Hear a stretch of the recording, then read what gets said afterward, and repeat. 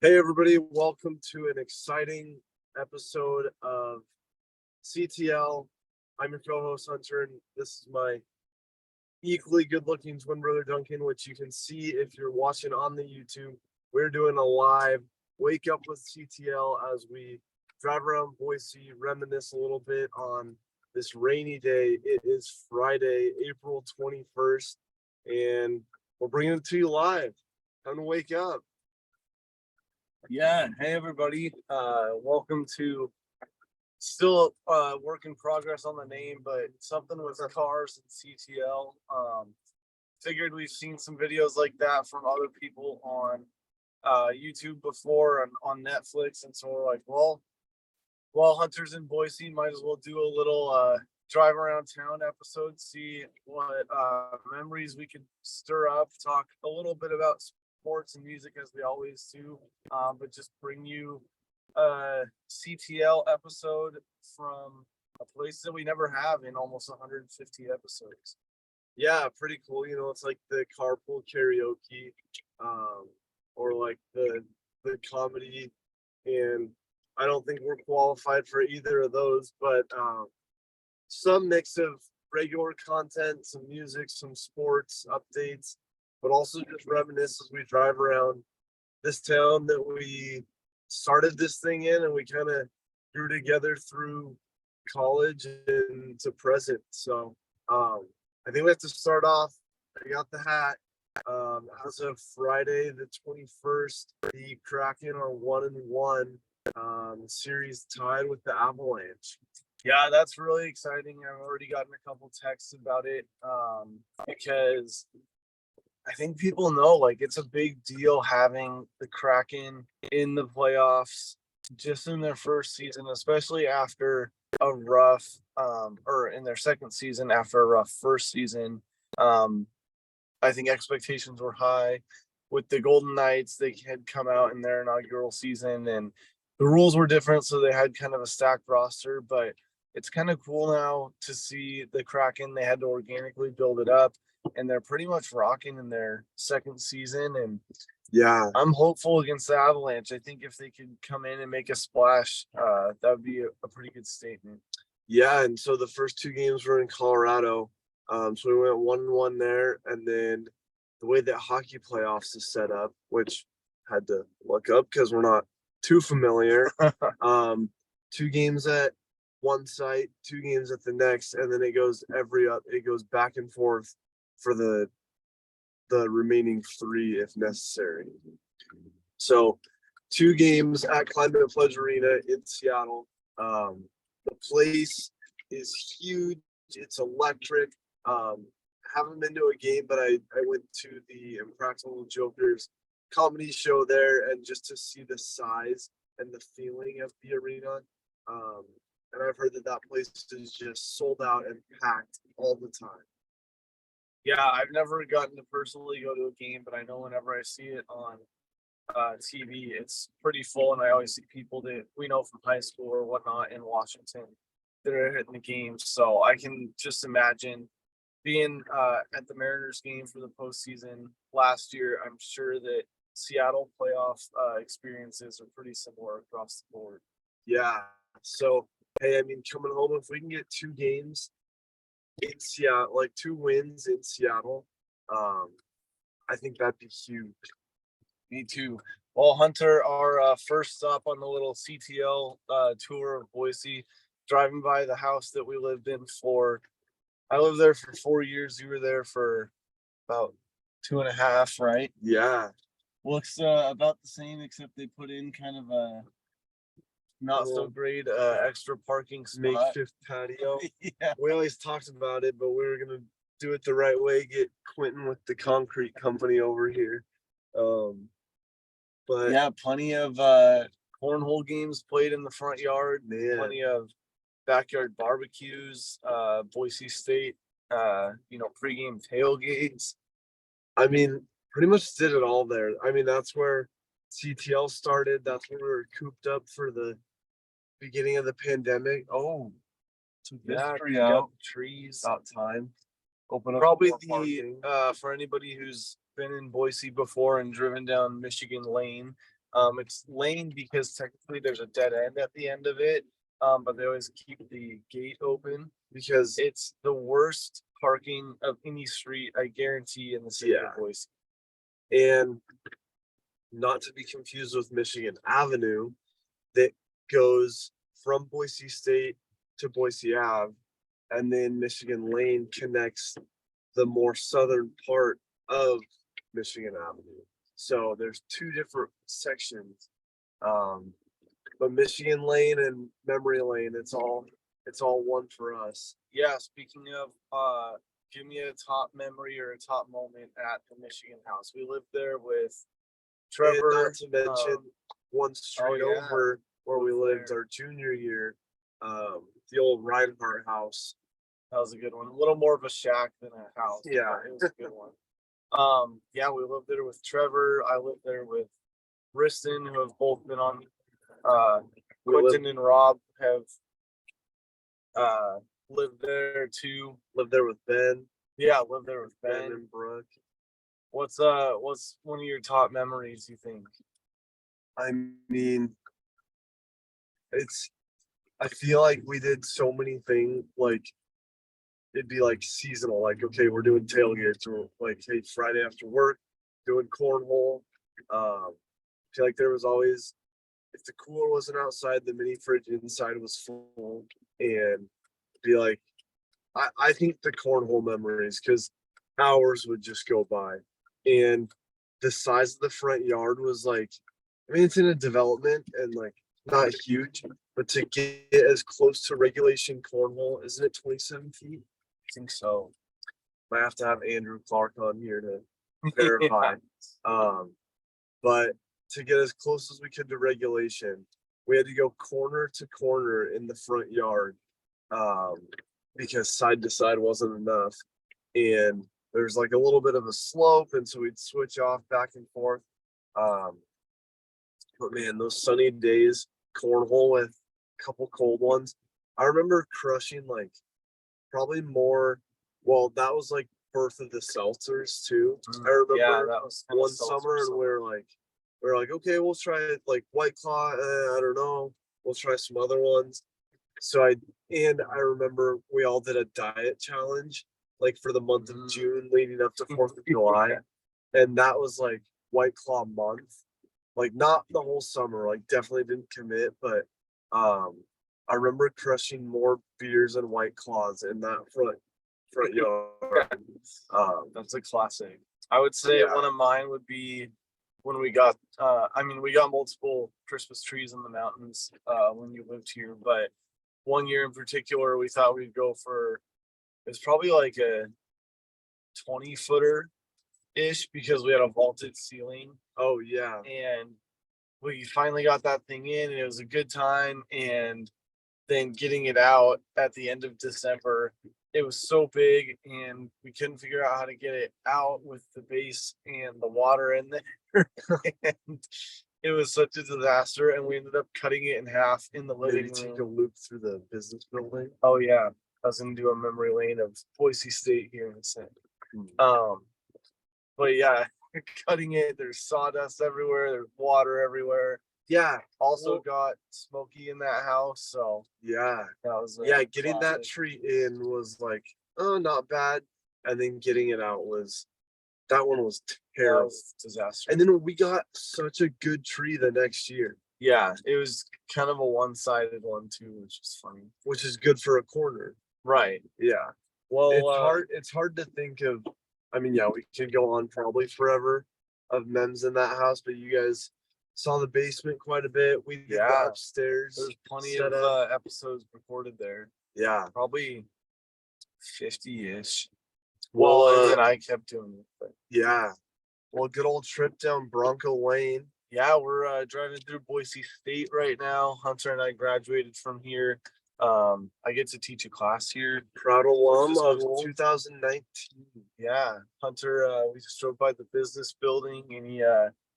Any scars or memories that you've got from there? Good and bad. I mean, I know you had, even though you were a communications major. Yeah, I had a handful of classes there. Yeah, very first semester I was in the big lecture hall, took General Business 101, and Yeah, Then decided that there's too much math as part of the business degree, so I went down the communication path.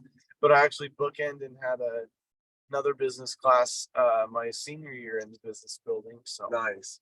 Yeah, this sidewalk right here, um, corner of Capitol and what's this? university. Yep, corner of Capitol and University. I remember I get some Snapchat video memories that I walk out of my last final and I have a Snapchat video with schools out playing in the background and I'm just Nice. like bopping. That's classic. Man, the infamous towers.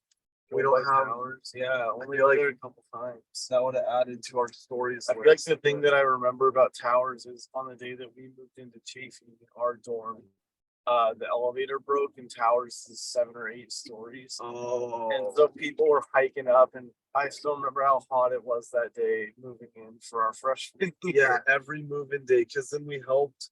I think almost every year after that. Yeah, that's with true. move-in. We just drove by the road to our sophomore year apartment. Plenty of memories in there, kind of a classic college apartment situation, but right across from campus. It was very convenient. Yeah, Um, we always lived within a half mile from campus. yeah, And that we was pretty had clutch. our apartment and then 2 different houses. And even after we graduated, like just to live in such a fun spot, we both had season tickets the year following graduation. And so just tailgate and then, don't Yeah, have it to was about a drive, pay for 20-minute parking. walk, or sometimes we would bike if we needed to. Oh, dude, the bike days or like even the apartment was probably the furthest. That had to be the furthest we were from the Yeah, stadium, probably. even though it was closer to the other edge of campus.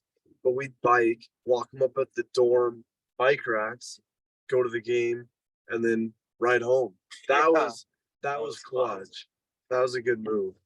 Well, we got any Mariners updates? I know they had a good sweep series at home, and I think if I remember right, they might be back on the road going into this weekend. This weekend is the final series of their three opponent homestand. Oh yeah, So swept the Rockies, great. Got swept by the Brewers at home. yeah. not Brewers great. were looking pretty stout. I think they were like 14-5 or something. Yeah, The Mariners, again, we said it last week, but their record is off to a little bit of a slow start, but we're seeing just gems from Kellenic. Julio is just rocking it right now.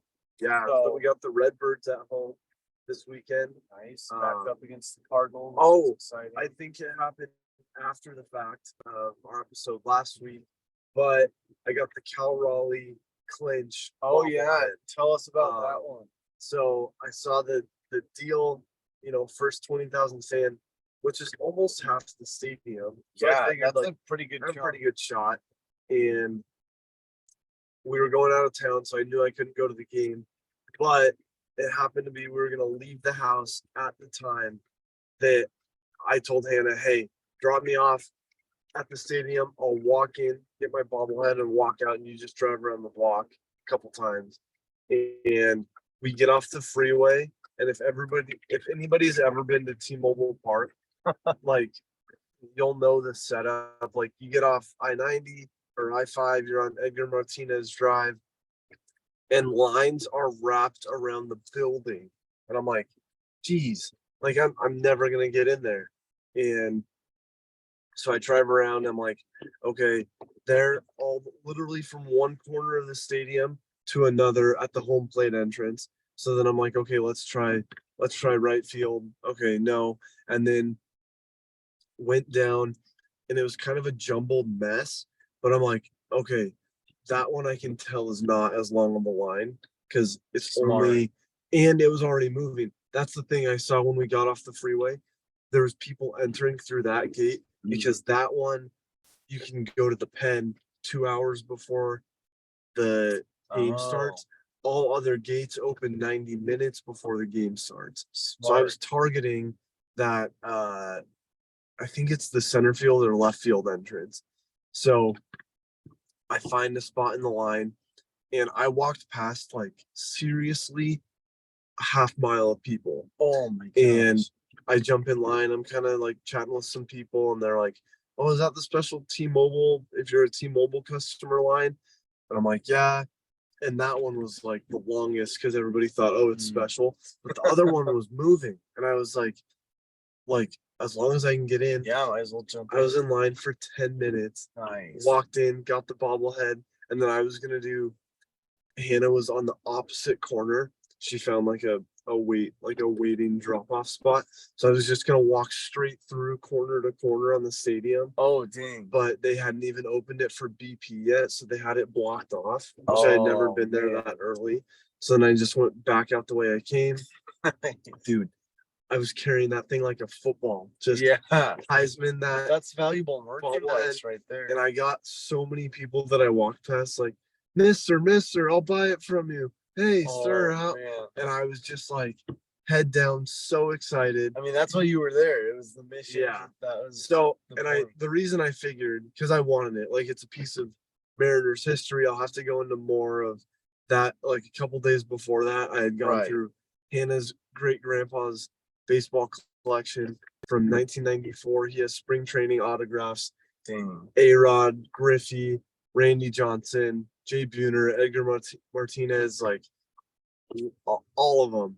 So I had really gotten like, man, the memorabilia, like it's cool. Yeah. And if you have it, you just have it.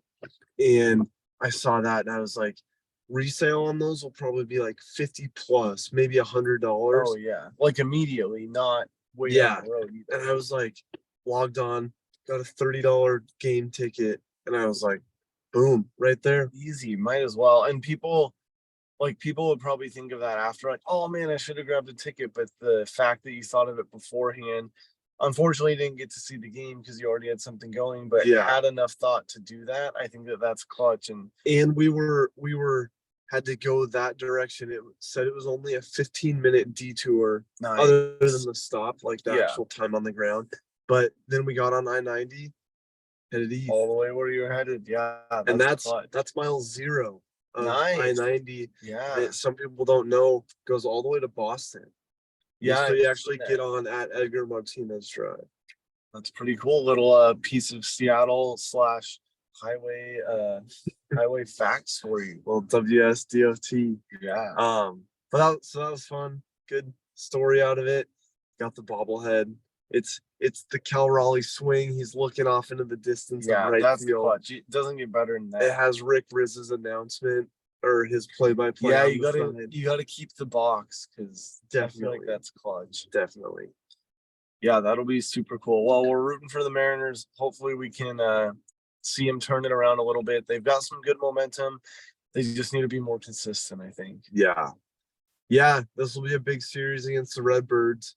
See what we can do, finish out the homestand and go back on the road where we went 500 on the last road trip, but it was pretty quick. 6 games. I think this Yeah. one's a 9 or 10. So Sometimes they find their spiciness on the road. So yeah, if they can catch it at the right time and I don't know, go in with a little chip on their shoulder because it's not their home crowd and they have something to prove. I think that's what we want is they need something to play for. So coming from behind, Yeah. we'll take it. Yeah, I think that'll be huge. Well, what do you think? Going to the coffee shop and Yeah. finish up waking up. Yeah, get our day going.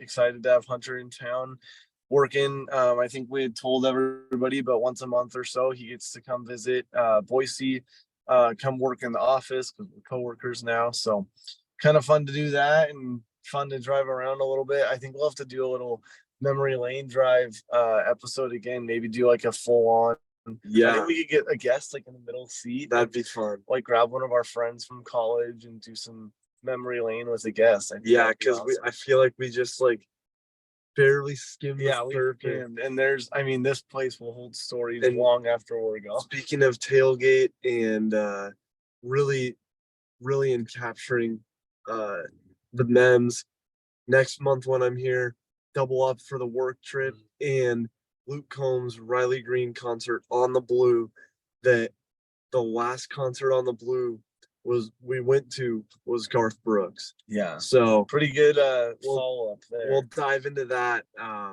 That has for some memes. That has for probably need to do the album review before that. Definitely need to. But we have a lot to look forward to. Yeah. Excited to have Hunter. We're sending him off back to Seattle today, but we'll get him back in May, and then a whole weekend of festivities with the Luke Combs concert and even a John Chris comedy show. So that one will be That'll be packed full. fun. But I hope everybody enjoyed something a little bit different today. A little CTL in the car, and glad that you could also kind of a hybrid wake up with CTL as well. Yeah. Well, we usually say the as always, but I think we'll sign off with a little wake up on this one. Yeah. Well, make sure that you grab your cup of coffee today and Tune in. do a little wake up with CTL. Thanks, everyone. We'll see you next week.